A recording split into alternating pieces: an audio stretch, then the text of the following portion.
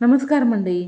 मुलांच्या मधल्या सुट्टीचा छोटा डबा असो किंवा संध्याकाळच्या चहासोबत रोज रोज काय करायचं ना तेच कळत नाही. म्हणूनच आज आपण कोणताही तामझाम न करता फक्त 15 मिनिटांमध्ये होणारी बिना भाजणीची झटपट खुसखुशीत अशी चकली करणार आहोत. सर्वात प्रथम 1 कप जाड पोहे, अर्धा कप फुटाणे घालून मंद आचेवरती फक्त 1 मिनिटभर परतून घेऊयात. खूप डाग लागेपर्यंत हे दोन्ही जिन्नस अजिबात भाजू नका. हे दोन्ही जिन्नस गरम करून घेतल्यामुळे मिक्सरला बारीक असे वाटले जातात. आता तुमच्याकडे कप नसतील ना तर तुम्ही कोणतीही एक वाटी निश्चित करून त्या वाटीनं सर्व साहित्याचं प्रमाण घेऊ शकता. 1 मिनिटभर छान परतून झाल्यानंतर हे दोन्हीही जिन्नस आपण पूर्णपणे थंड करून नंतर मिक्सरच्या जारमध्ये घालून घेऊयात. कोणतीही भाजणी न करता देखील छान खमंग, खुसखुशीत आणि झटपट अशी चकली तयार होते. आता मिक्सरला बारीक वाटताना मी दाखवल्याप्रमाणे छान पावडर अशी करून घ्यावी. अजिबात रवाळ असे हे दोन्ही जिन्नस वाटू नयेत.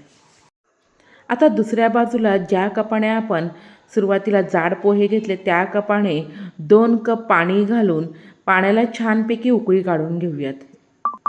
मी सांगितलेल्या प्रमाणानुसार सर्व साहित्य घेतलं ना तर अजिबात ही चकली कुठे फसणार देखील नाही आणि नवशिके देखील सहजपणे करू शकतील. पाण्याला छान उकळी आल्यानंतर आपली तेलाच्या किटलीतील जी छोटी पळी असते ना त्या पळीने 1 पळी तेल देखील कडकडीत गरम करून घेऊयात. पोह्याच्या चमच्याने साधारणपणे 5 चमचे तेल घ्यावे.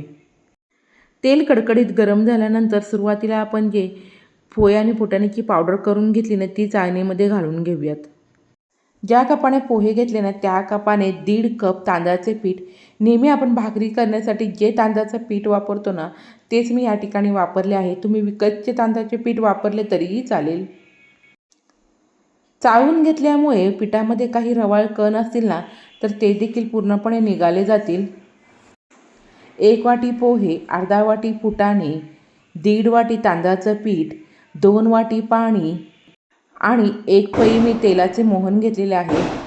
पीठ सर्व चाळून झाल्यानंतर त्यामध्ये पाव चमचा हळद घालूयात.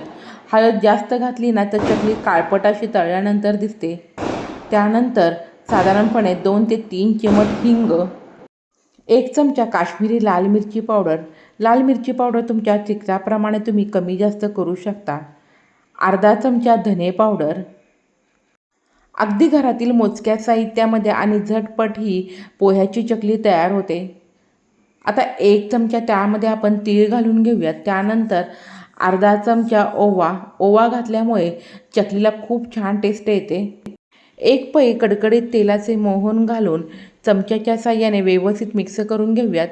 तेल खूप गरम असल्यामुळे लगेच पिठामध्ये हात घालू नका. तेलाचे मोहन घातल्यामुळे चकली छान खुसखुशीत अशी होते. सुरुवातीला सुके जिन्नस घालताना मी मीठ सांगायचंच विसरून गेली. आता आपण पिठामध्ये चवीप्रमाणे मीठ देखील घालून घेऊयात. तेल हलकंसं हाताला सुलसुलीत थंड झाल्यानंतर सर्व जिन्नस हाताने व्यवस्थित अशा प्रकारे मिक्स करून घेऊयात जेणेकरून सर्व जिन्नस व्यवस्थित मिक्स होतील. पिठाची अशा प्रकारे मूठ वळली की समजायचं आपण जे तेलाचे मोहन घातलेलं आहे ना ते व्यवस्थित प्रमाणात पडलेलं आहे. सुरुवातीला 2 कप उकळलेले पाणी घालून आता व्यवस्थित मिक्स करून घेऊयात. पाणी अजिबात थंड केलेलं नसावं, कडकडीत गरमच असावं. उकळते पाणी घातल्यामुळे पिठाला छान चिकटपणा येतो आणि चकली अजिबात करताना तुटत देखील नाही.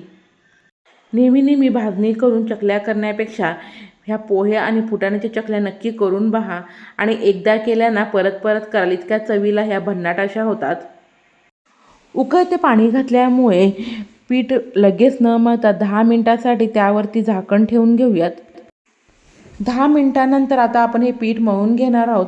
अजिबात पाणी घातल्यानंतर पूर्णपणे पीठ थंड न होता कोमट असतानाच ते मळून घ्यावं. चकली करण्यासाठी आपण जे साहित्य घेतलं ना त्याच्या क्वालिटीनुसार जरा जास्त पाणी लागू शकतं, परंतु अजिबात कमी पाणी तर लागणारच नाही. परंतु सुरुवातीला पिठामध्ये 2च कप उकळते पाणी घालावे आणि गरज लागली तर ह्या स्टेपला पाणी गरम करून थोडंसं घालून पीठ मळून घ्यावं. पण मला अजिबात पाणी जास्तीचं लागलेलं नाही.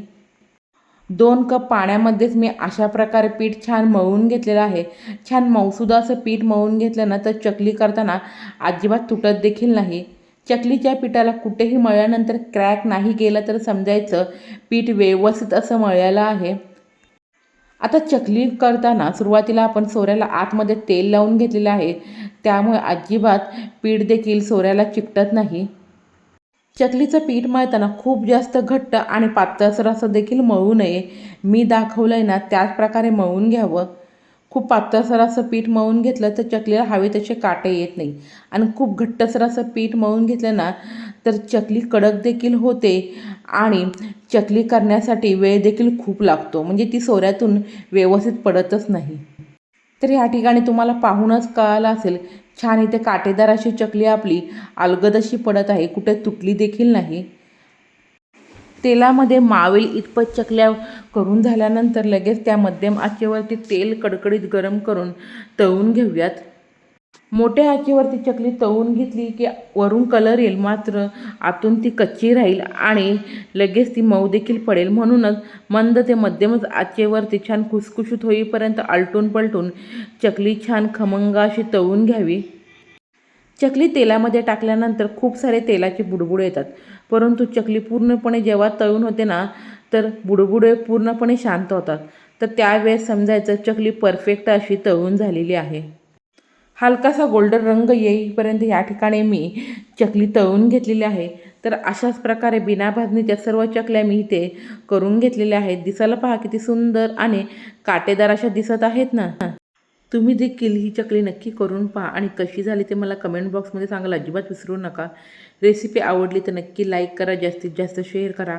अशाच नवनवीन रेसिपी पाहण्यासाठी माझ्या चॅनलला सबस्क्राईब करा. बेलची घंटी वाजवायला तर अजिबात विसरू नका. पाहूनच तोंडाला पाणी सुटलं ना.